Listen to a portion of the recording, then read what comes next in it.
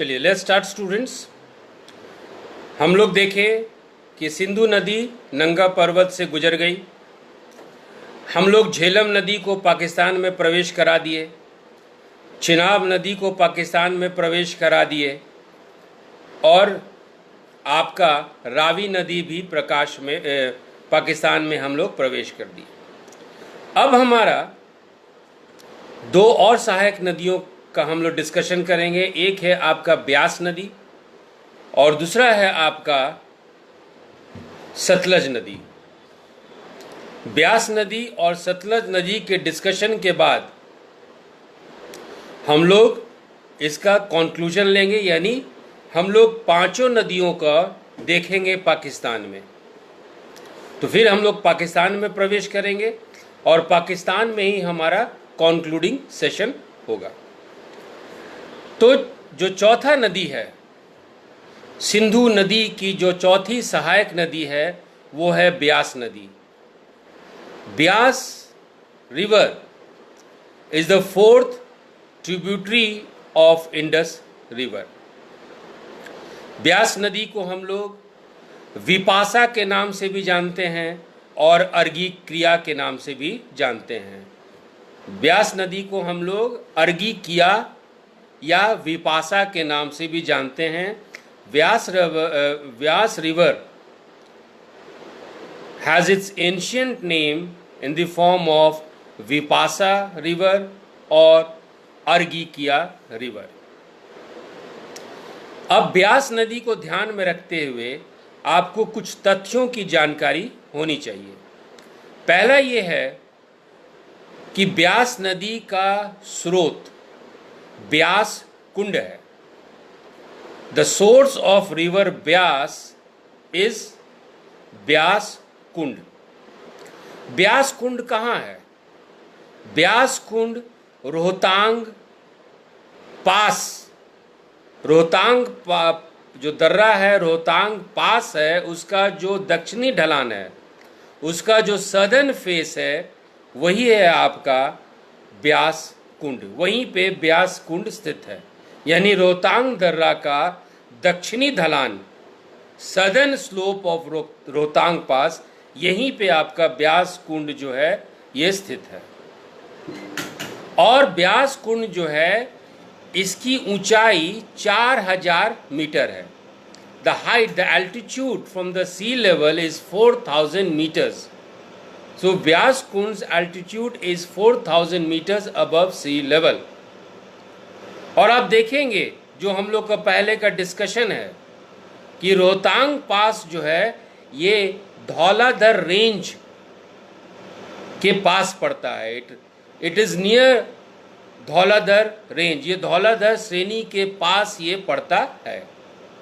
और ऑब्वियसली जब नदी अपने युवा अवस्था में होगी, जब जल जो है पहाड़ों से, पत्थरों से निकलेगा, तब इसकी अपर्दन क्रिया बहुत ज़्यादा होगी। और इसी कारण कोटी और लारगी, ये दो जगह है, कोटी और लारगी, ये दोनों धौलाधर श्रेणी में पड़ता है।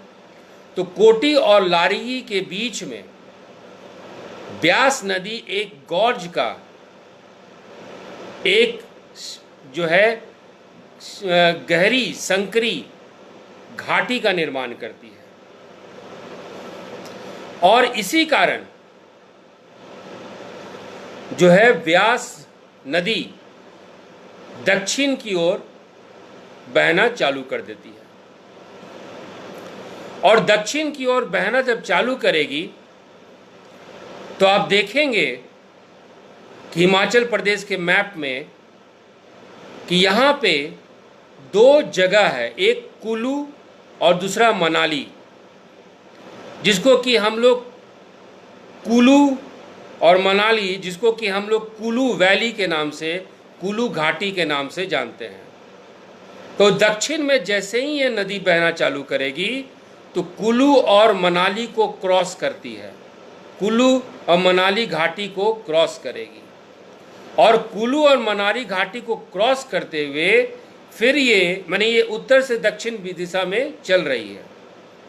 फिर उसके बाद जाती है ये कांगड़ा घाटी में, उसके बाद ये कांगड़ा वैली में जाती है ना। ये डाउन डाउन साउथ साउथ चल रहा है, और कांगड़ा घाटी में जब एंटर करती है तो इसका दिशा बदल जाता है वेस्ट।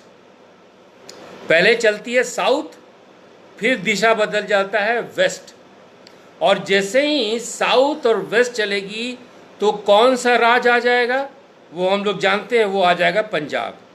तो साउथ चल रही है, फिर वहाँ से वेस्ट हो जाती है, तो ये पंजाब में, ये पंजाब के मैदान में प्रवेश कर जाती है। और पंजाब के मैदान में जब ये प्रवेश करती है तो कपूरथला से लेके अमृतसर तक ये बहने लगती है। कपूरथला से लेके अमृतसर तक बहने लगती है, और फिर वहाँ से जाती है हारीके। एक जगह का नाम है, याद रखिएगा, हारीके। और हारीके में ये सतलज नदी से मिल जाती है। भारत में इसकी कुल लंबाई 465 किलोमीटर है। The total length of Beas river in India is around 465 kilometre. ये समझ में आया स्टूडेंट्स? ये समझ में आया? ये तथ्य ध्यान रखिएगा, और इस तथ्य के आधार पे ही हम लोग अब जो है स्लाइड्स पे, मैप पे चलते हैं। तो ये है आपका ब्यास नदी। अब आप देख रहे हैं ये है ब्यास नदी, ये देखिए ये है ब्यास नदी, ये है, ये जो लाल वाला भाग देख रहे हैं ये सतलज नदी है, और ये ब्यास नदी सतलज नदी में हारीके करके जगह है, हारीके ये आके मिल रही है। ब्यास नदी का उद्गम स्थल जो है ये आपका रोहतांग दर्रा, रोहतांग पास में है, जैसा कि हम लोग डिस्कस कर चुके थे। तो इसकी भी, ये है आपका रोहतांग दर्रा, इसकी भी, इसका भी उद्गम स्थल जो है आपका रोहतांग पास है, इसका भी उद्गम स्थल रोहतांग दर्रा है। ये 12 लच्चा है, ये वाला है 12 लच्चा दर्रा, और 12 लच्चा दर्रा के देखेंगे थोड़ा सा आप साउथ वेस्ट में, दक्षिण पश्चिम में ये आपका रोहतांग दर्रा है। तो इसी रोहतांग दर्रा के दक्षिणी ढलान पे, सदर्न स्लोप पे आपको ब्यास कुंड मिलेगा, और यही ब्यास कुंड, जो ब्यास कुंड हम लोग बात कर रहे हैं, ये है आपका ब्यास कुंड। ये ब्यास कुंड जो है ये आपको रोहतांग दर्रा, ये है रोहतांग दर्रा, रोहतांग दर्रा के दक्षिण में आपको ये जगह मिलेगा। अब ये रोहतांग दर्रा से निकलती है, तो अब देखिए ये धौलाधर श्रेणी में ये गॉर्ज का निर्माण करती है। गॉर्ज का निर्माण करने से ये नदी जो है उत्तर से दक्षिण की ओर ये बहती है। सबसे पहले ये जगह देख रहे हैं, ये वाला, ये है Manali. This is Manali, this is Kullu. ये कुल्लू है और ये है मनाली। तो ये उत्तर से दक्षिण, यानी उत्तर से दक्षिण मनाली से कुल्लू, जो कि कुल्लू घाटी है, और कुल्लू से ये कांगड़ा घाटी में प्रवेश करती है। तो उत्तर से दक्षिण ये मनाली कुल्लू को हम लोग कुल्लू घाटी या कुल्लू वैली बोलते हैं, और यहाँ से ये नीचे उतर के कांगड़ा घाटी में आती है। और कांगड़ा घाटी में जैसे ही आती है इसकी दिशा बदल जाती है पश्चिम, और पश्चिम में ये बदलेगी तो ये आ जाएगा आपके पंजाब के मैदान में। तो हिमाचल प्रदेश से उत्तर से दक्षिण, कांगड़ा घाटी से पश्चिम होते हुए ये आपके पंजाब के मैदान में पहुंच जाता है। पंजाब के मैदान में पहुंचने के बाद ये आपका जो है कपूरथला और अमृतसर, ये है कपूरथला, ये हिमाचल से आई कपूरथला से आई अमृतसर, और अमृतसर से ये हारीके नगर है। ये हिमाचल से कांगड़ा घाटी से आई कपूरथला से आई अमृतसर, और अमृतसर से आके यहाँ हारीके हारिके नाम का जगह है, यहाँ पे ये सतलज नदी में मिल जाती है और फिर ये सतलज के साथ मिलके फिर सतलज बन के ये आगे बहने लगती है। तो ये है आपके ब्यास नदी का ये आपका मार्ग। तो इस मार्ग के बारे में कोई किसी तरह का कोई कन्फ्यूजन हो स्टूडेंट्स तो बताएं। ब्यास नदी के बारे में किसी तरह का कोई कन्फ्यूजन हो, स्पीक। एनी क्वेश्चन स्टूडेंट्स और शैल वी गो अहेड? कोई सवाल बच्चों या आगे बढ़ूं? अच्छा, जो पांचवा सहायक नदी है वो है आपका सतलज नदी, जिसको कि हम लोग सतुद्री नदी के नाम से भी जानते हैं या इसको सतुद्री नदी के नाम है। सतुद्री या सतद्रु या सतलज तीनों एक ही नाम है।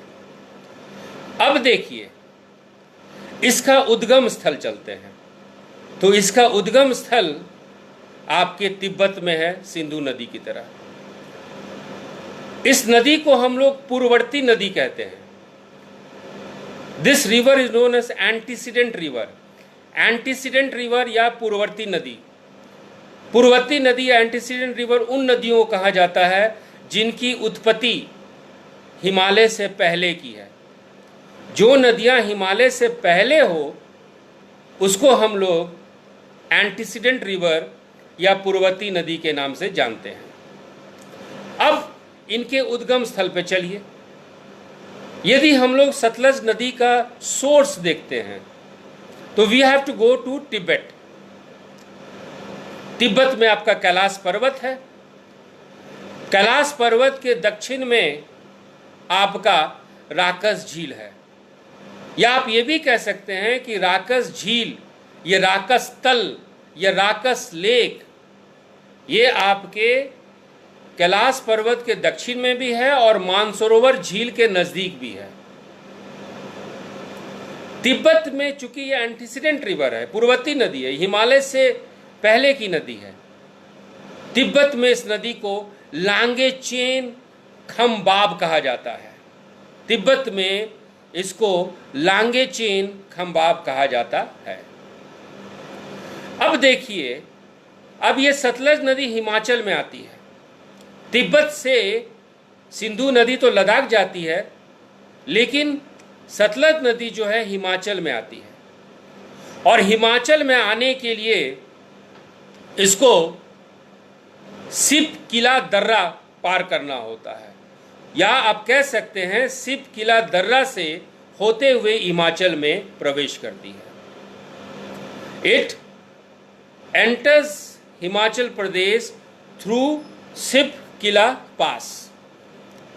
ऑब्वियसली इसकी दिशा में परिवर्तन होगा, क्योंकि ये जो है उत्पत्ति पहाड़ों से हुई है, ऊंचे पर्वतों से हुई है, तो इसके युवा अवस्था में अपर्दन होगा, इरोजन होगा, तो ये गॉर्ज जरूर बनाएगी।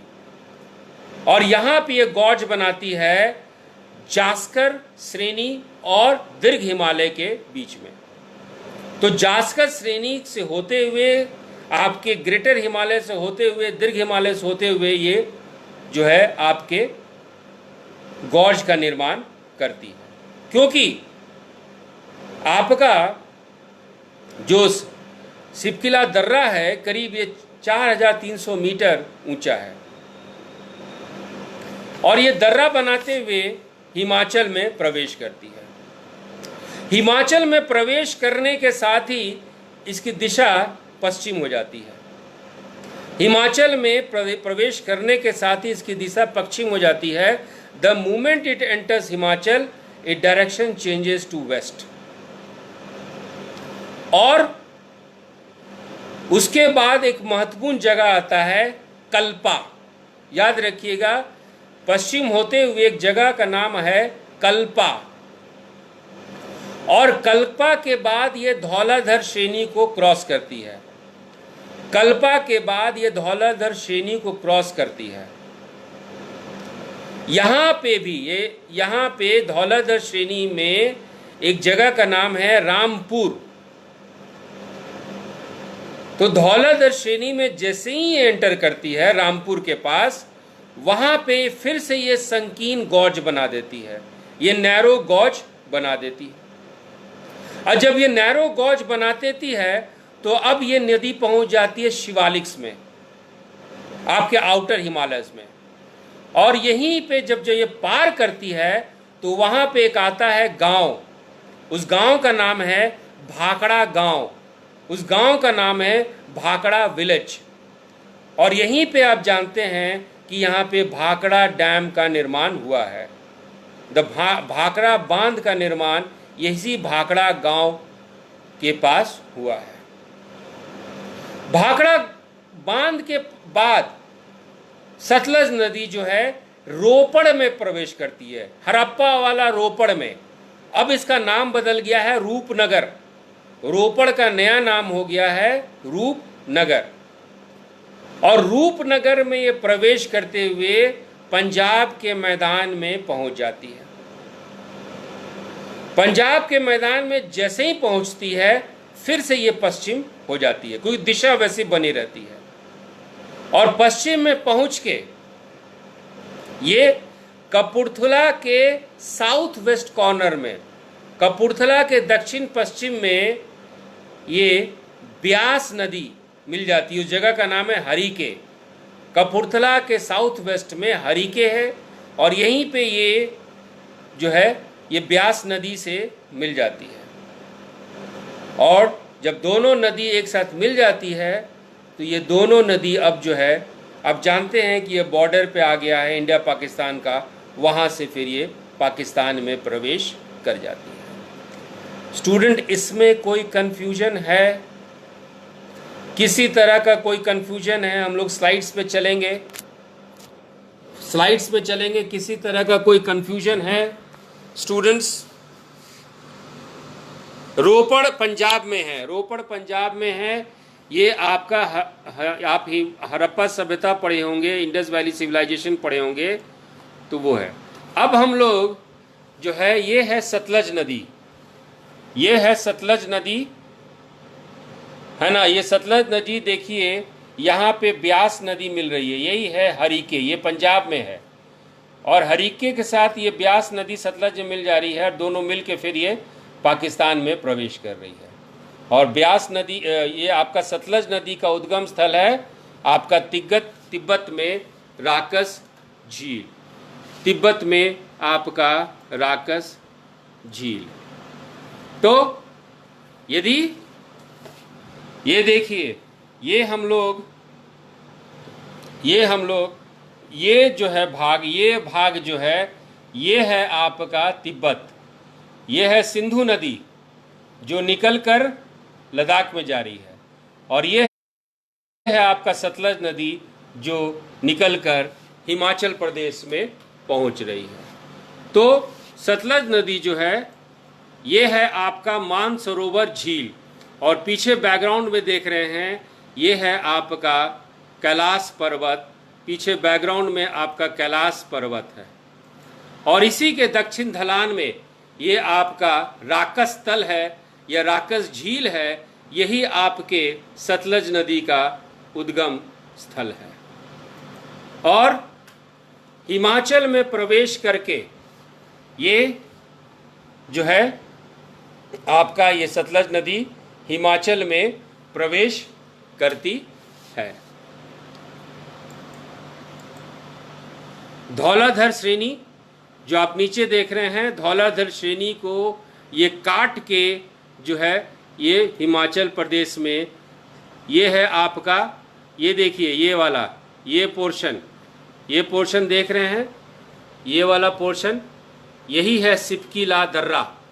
इसी सिपकीला दर्रा से ये है आपका नदी, ये है आपका सतलज नदी। और इसी सिपकीला दर्रा से ये नदी जो है हिमाचल प्रदेश में प्रवेश कर रही है। और हिमाचल प्रदेश में प्रवेश करने के बाद ये जो है पंजाब में रोपड़ से, ये पंजाब में एंटर करती है रोपड़ से, रोपड़ में ये पंजाब में एंटर कर जाती है। और पंजाब में जब पहुंचती है तो इसी कपूरथला के साउथ ईस्ट में आपका जो है हरिके में सतलज नदी जो है मिल जाती है ब्यास नदी से, और ब्यास नदी से मिलने के बाद ये पाकिस्तान में ये प्रवेश कर जाती है। यहाँ तक कोई कंफ्यूजन स्टूडेंट्स? अब देखिए, हम लोग झेलम भी पाकिस्तान पहुंच गई, सिंधु नदी को भी हम लोग पाकिस्तान पहुंचा दिए, रावी नदी भी पाकिस्तान पहुंच गई, ब्यास नदी भी सतलज के साथ मिलकर पाकिस्तान पहुंच गई। तो सारी सिंधु नदी और उसकी 5 सहायक नदियां पाकिस्तान में पहुंच गई। अब चलते हैं, हम लोग कॉन्क्लूड करते हैं। अब जो है नंगा पर्वत से गुजरती है सिंधु नदी, और नंगा पर्वत से गुजर के सिंधु नदी पाकिस्तान के दर्दिस्तान प्रदेश में, पाकिस्तान का मतलब ही होता है दर्द, तो दर्द से दर्दिस्तान प्रदेश में सिंधु नदी एंटर करती है। और यहाँ पे एक जगह का नाम है चिलास। चिलास आपके नोट्स में दिए हुए हैं, तो यहाँ पे एक जगह का नाम है चिलास। तो चिलास के पास सिंधु नदी पाकिस्तान में प्रवेश करती है, और उस प्रदेश का नाम है दर्दिस्तान। तो Indus enters into Pakistan near Chilas in the Dardistan region. पता नहीं चलता अब इस नदी के बारे में यहाँ पे, लेकिन एक जगह आता है, और थोड़ा सा आप दक्षिण में जाएंगे, अभी हम लोग मैप पे चलेंगे, एक जगह आता है जिसका नाम है अटॉक, है ना, जिसका नाम है अटॉक। और इसी जगह पे जो है, या अटक भी कह सकते हैं, अटक या अटॉक कह सकते हैं, यहीं पे ये थोड़ा सा सरफेस करती है। ये थोड़ा सा नदी जो है भरी फूरी लगती है, क्योंकि यहाँ पे इसके दाएं तरफ से काबुल नदी मिल जाती है। तो अटक पे, पाकिस्तान के अटक में इसके दाहिने तरफ से एक सहायक नदी आती है, उसका नाम है काबुल रिवर या काबुल नदी। थोड़ा सा और दक्षिण जाएंगे पाकिस्तान में तो कुछ और सहायक नदियां मिल जाती हैं, जैसे खुर्रम नदी, जैसे कि तोची नदी, जैसे कि गोमल नदी, जैसे कि विबुआ नदी, जैसे कि सांगर नदी। सांगर रिवर, सांगर नदी, विबुआ, गोमल, तोची, खुर्रम नदी, ये कुछ सहायक नदियां हैं जो दाएं तरफ से सिंधु नदी पे आके मिल जाती है। और जो सारी नदियों का जो हम लोग नाम लिए, ये सारे सुलेमान श्रेणी से, सुलेमान रेंजेस से निकले हुए ये नदियां हैं। ये सब सहायक नदी के साथ मिलकर सिंधु नदी और दक्षिण में जाती है। पाकिस्तान की बात कर रहे हैं। और जैसे ही दक्षिण में जाती है तो एक जगह है पठानकोट, और पठानकोट में इसको पंचनद से, पठानकोट के थोड़ा सा पार करके, नॉट पठानकोट, मिठानकोट, तो सुलेमान श्रेणी से जो सहायक नदियां मिलती हैं, उसके बाद सिंधु नदी गोज डाउन, गोज साउथ, दक्षिण की ओर जाती हैं। और एक जगह आता है मिठानकोट, पठानकोट नहीं, मिठानकोट। और इसी मिठानकोट के थोड़ा सा ऊपर, मिठानकोट के थोड़ा सा ऊपर, लिटिल अबव मिठानकोट, इसको सिंधु नदी को पानी मिलती है पंचनद से। सिंधु नदी को पानी मिलती है पंचनद से। ये पंचनद कुछ और नहीं, आपके सिंधु नदी की जितनी भी सहायक नदियां हैं उसको पंचनद कहते हैं। कभी कभी आप सुनेंगे कि सिंधु नदी को सप्त सिंधु भी कहा गया है। तो सप्त सिंधु में जब सिंधु नदी प्लस 5 सहायक नदी प्लस काबुल नदी जोड़ेंगे तो ये सप्त सिंधु कहलाता है। समटाइम्स you will hear सप्त Sindhu. The Indus rivers become सप्त Sindhu when Kabul River plus Indus River plus 5 tributaries of Indus meets, जिसको सप्त सिंधु के नाम से भी जाना जाता है। पंचनद मिथानकोट के थोड़ा सा उत्तर में एक जगह है जहां की सारी सहायक नदी मिलके सिंधु नदी में मिलती है, या कहिए संगम का स्थान है। तो मिथानकोट से फिर ये दक्षिण जाती है और कराची के पूर्व ये अरब सागर में आके ये मिल जाती है। तो finally Indus river drains it water into the Arabian sea east of Karachi. तो अंत में सिंधु नदी कराची से पूर्व अरब सागर में ये मिल जाती है। चलिए हम लोग इसका लास्ट सेक्शन यानी कंक्लूडिंग सेक्शन भी हम लोग जो है देख लें। तो हम लोग बात कर रहे थे कि सिंधु नदी जो है नंगा पर्वत होते हुए पाकिस्तान में प्रवेश करती है। यह है आपका बल्तिस्तान, गिलगित बल्तिस्तान, और गिलगित बल्तिस्तान से पश्चिम में जाएंगे तो यहाँ मिलेगा आपको दर्दिस्तान, और यहीं पे चिलास जगह पे आपका सिंधु नदी हम लोग को प्रकट मिलता है। अब आप देखेंगे कि फिर अब जो है सिंधु नदी पाकिस्तान में ये बहने लगती है। और सिंधु नदी जब पाकिस्तान में बहने लगेगा तो देखिएगा ये है काबुल नदी, और ये काबुल नदी जो है सिंधु नदी में आके मिलती है। इस जगह का नाम है अटक या एटॉक। इस जगह का नाम है अटक या एटॉक। यहाँ पे जो है काबुल नदी, इसकी दाएं हाथ की सहायक नदी होती है।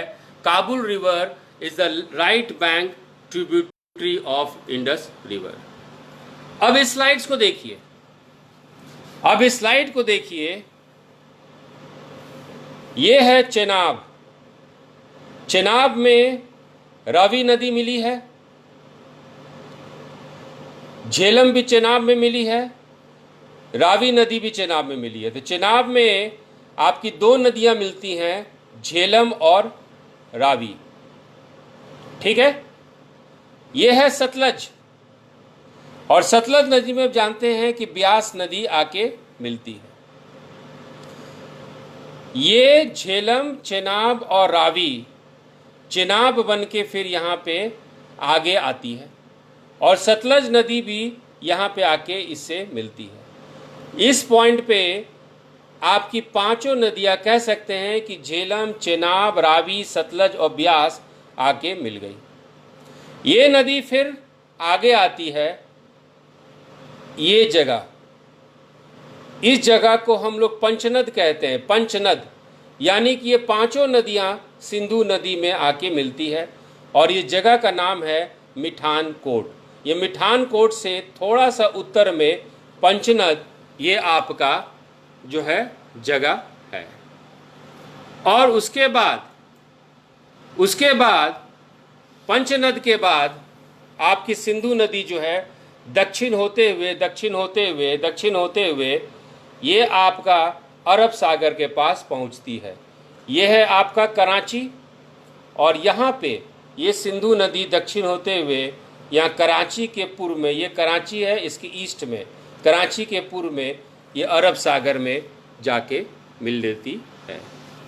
So this is your Indus river system. ये आपका सिंधु नदी तंत्र है, और इसके साथ ही हम लोग का सिंधु नदी तंत्र ये समाप्त होता है। कोई क्वेश्चन स्टूडेंट्स? यदि कोई क्वेश्चन हो तो पूछ लीजिए। Any questions?